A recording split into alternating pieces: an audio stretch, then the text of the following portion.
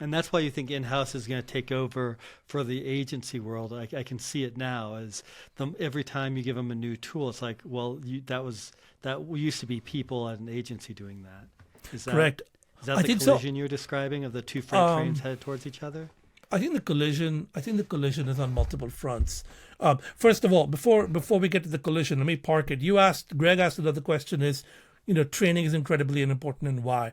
I'll tell you one thing we're noticing is the minute you start training people, you start foundation, you start to get into boot camps, the fear of AI is going to take my job just completely, not completely disappears, but drops significantly.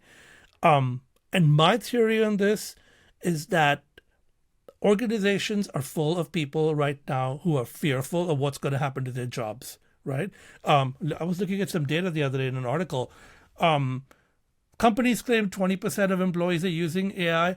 When you talk to the employees outside, at least 40 to 50% of them are using. So a lot of people aren't telling their companies they're using AI right now for a fear of, am I gonna think I'm redundant or just deploy AI?